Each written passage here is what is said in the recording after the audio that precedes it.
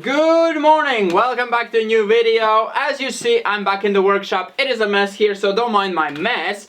But I'm getting started on this project, well, continue working on it. I'm getting started on the steering. So we want to get the steering going on this. As you see, we have really good suspension, not suspension, what is this called? Like tilting of the front axle. So really exciting because I tested it out and it drives, you drive on a giant rock and it tilts really well. I don't know how it's gonna do once the steering rack is in place. It might not be as good and we might need to add some limitations not to punch the steering rack. So yeah, let's get started. I don't know what else to say. It's quite of a crazy one and it's more like I'm going with the flow. So yeah, I might not be able to film every single thing because it's a lot of thinking involved, and when I'm focusing on thinking what to do, it's hard to focus on filming as well, because Despina's not helping me. I'm not wasting her time with this, because it's not the most interesting or not the most, it's not the most necessary for us to be doing, so she's focusing on some other things while I'm doing this. So we're kind of splitting up the time, which is fun for me. I really enjoy it. So yeah, let's get started on the steering rack. This is going to be a challenge to turn a car steering rack into this small format.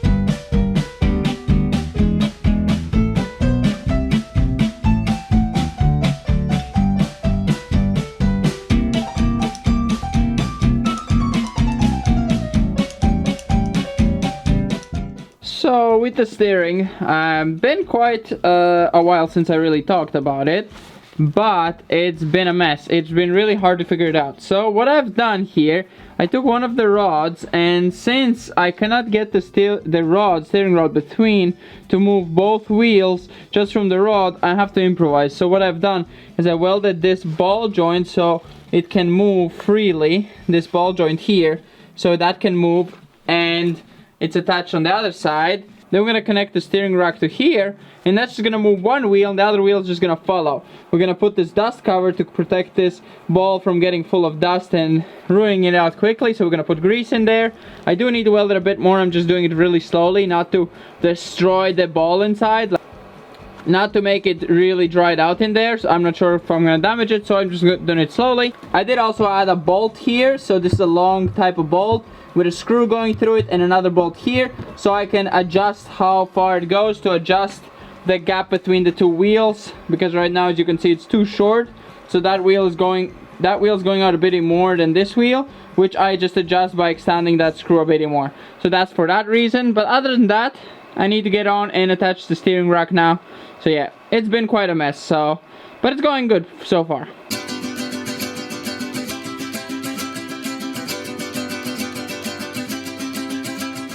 So I have attached it. It's going a bit weird here, but I think we can solve that. And the way I attached it, I welded on this little plate, which is the only part that was metal. The rest was aluminium. Here, this was a chain link, so I just linked that up, kind of, and welded it to the pipe, so to make a stronger hold. And it is not going anywhere. It's one with the frame, and the steering works fine. You see, it opens up. And also, this thing spins once you spin the wheels. It's not easy to do by hands, but it will work pretty good. So yeah, I have made a pretty good steering system.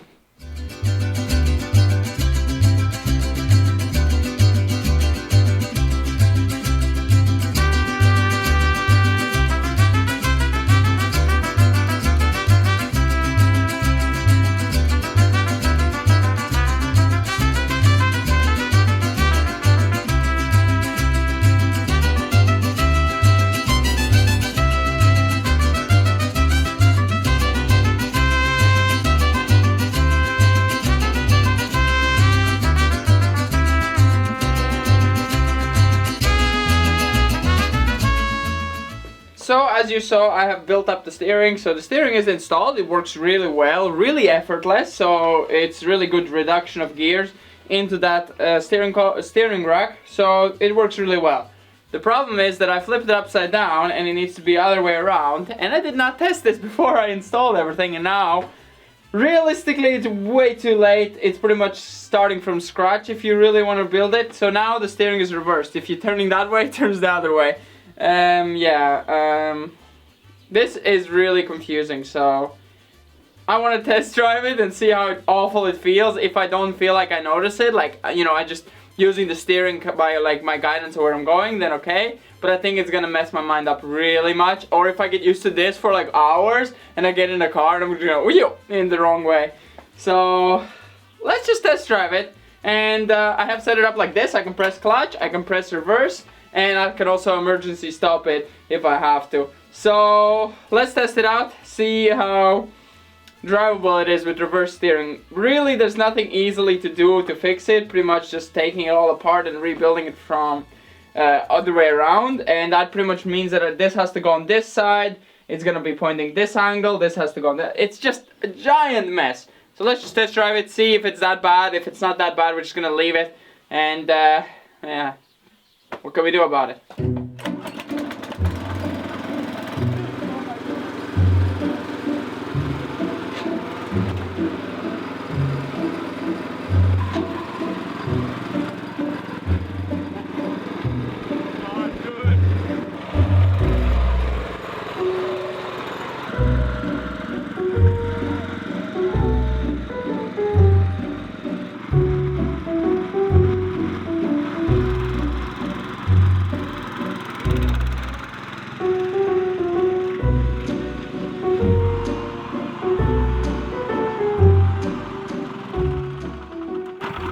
It's unsafe. I got confused with the steering straight away. Luckily it's easy to catch and doesn't fall on you since it has 4 wheels.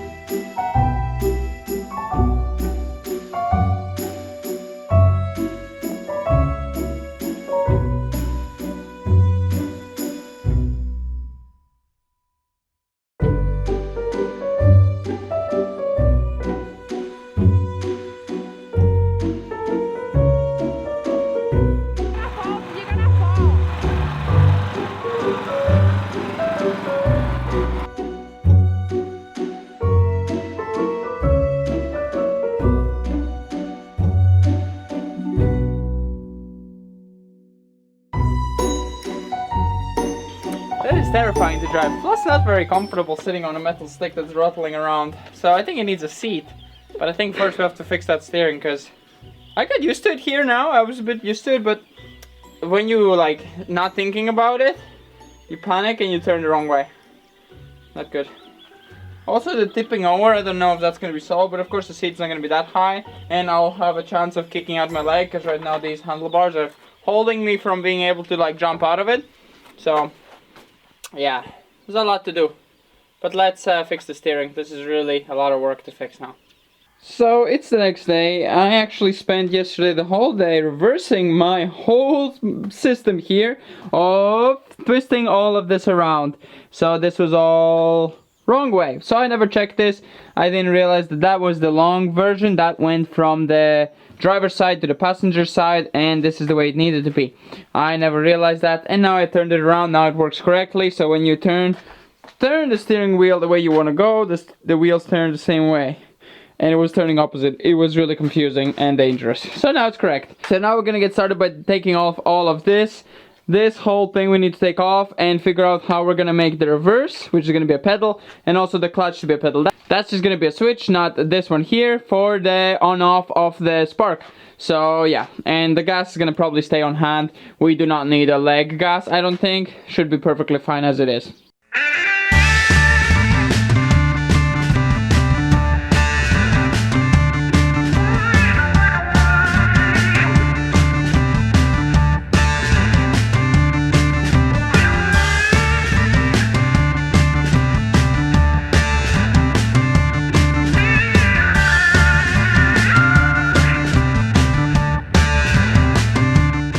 So I have made the clutch pedal. I didn't show you because I had to go through the thought process of figuring how I want to do it and what's the best way of doing it, kind of out of scrap. But I did find a good option. So yeah, I've made it like this. doesn't really want to come back because I tightened it a bit too hard. So like that. It does need maybe an extra spring just to pull it back, and an attachment here to hold it from going too far out, because otherwise now it can go fully back. So yeah, that's the clutch. So the clutch is done. It's really basic. So now we're gonna do the reverse. So the reverse is just to go backwards. So it doesn't have a reverse gear. It has a gear where you press a pedal and then it goes reverse. So yeah, we're gonna build that, and then pretty much all we have to do is just make a switch and the gas, and we're ready to drive. And then the seat. I think we're just gonna create a platform for the seat, and that should be enough for this video, and then we're gonna continue on next time. But let's get started with this pedal.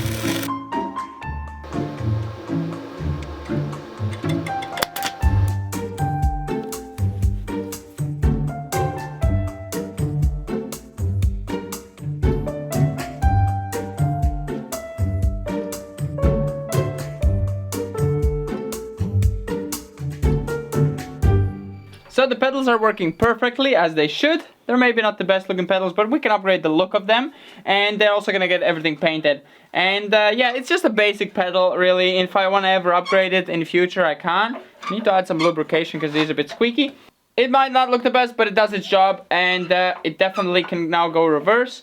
And also press the clutch perfectly. Much easier with the legs. I think hands is easy, but on like a bike's one is easy, but this one's are really tight, so it was really hard of letting them go, especially when it's trying to pull you away. You let it go like fast, so while it's sitting on it, it's better like this. So yeah, let's start working on the seat. We're just gonna make the platform and just gonna put a cushioning and see if driving around doing some basic jobs we can do for now, because I do want to use it already. I have a job that I planned for it, and the seat might take quite a while, the bucket might take quite a while, so all these jobs might take a while. So we're just gonna build a platform and take it out for a test drive again.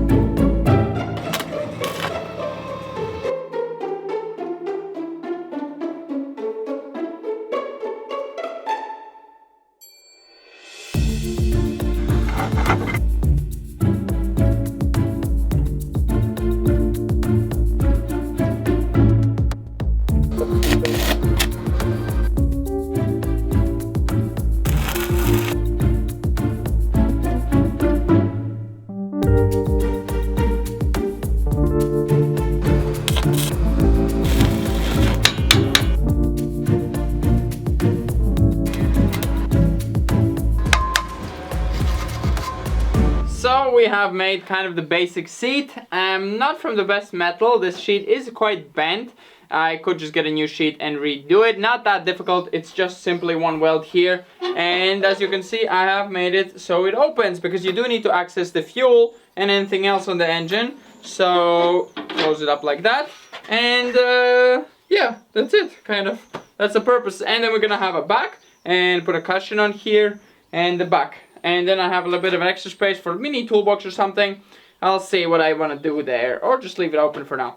But yeah, I have made it so it does not slide up and down, and it's also going to be pinned down, so with a pin, so it cannot just go like that while driving. And maybe this will need to be a bit stronger, attached somewhere. We'll see. It needs improvement. It's all kind of work in progress. It's just so I can use it for now, and yeah, it's looking fun.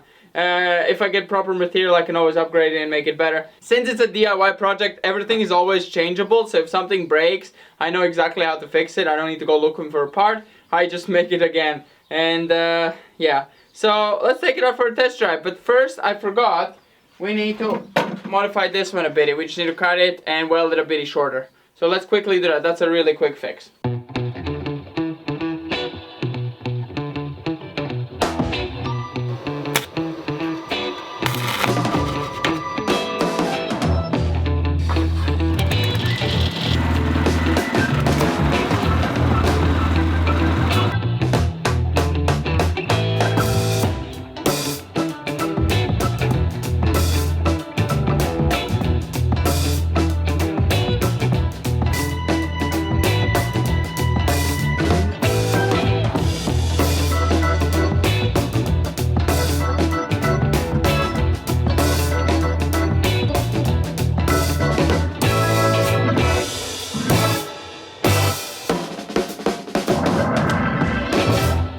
So we are on the pile here. As you saw, it performs pretty good. It's able to drive up no problem, and everything seems to work fine. The seat design not the best, because it's just bent back and the seat just fell in front, so that needs to be solved. And I think I need to use a rubber cushioning here, the rubber hinge, something more soft, because the vibrations do transfer. Of course, with the cushioning with the seat is going to be much better, but still, just to take out as much as possible would be the best. But other than that, it works really well. I'm pretty surprised how good it's driving, and I think once you have a seat that holds you a bit better in, not just, you know, on a bare metal, I think it's really gonna feel like a little machine with a little loader, not loader, but a little bucket in the front to collect things and then to dump it. I'm also researching how to add a hydraulic pump here, just a small one, just enough for a few cylinders, and then I could add a front loader to it. Just a mini one, just a tiny little bucket, so you can scoop up some few shovels of dirt to help me out, to grind some dirt, to push snow in winter. So this is going to be like a little machine. I do want to build it really robust, so it can be, you know, abused quite a bit. I don't know how long will this gearbox last, but, you know, it's only 100 euros to get a new one full set. So not really a problem to change. So yeah, I hope you enjoyed these videos, and we're going to see you next time. Bye-bye. Beautiful sunset. It's actually very beautiful.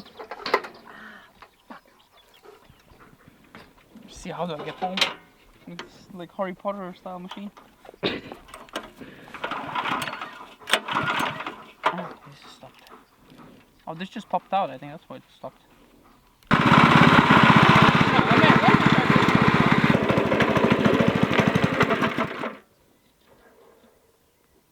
I think we're out of fuel.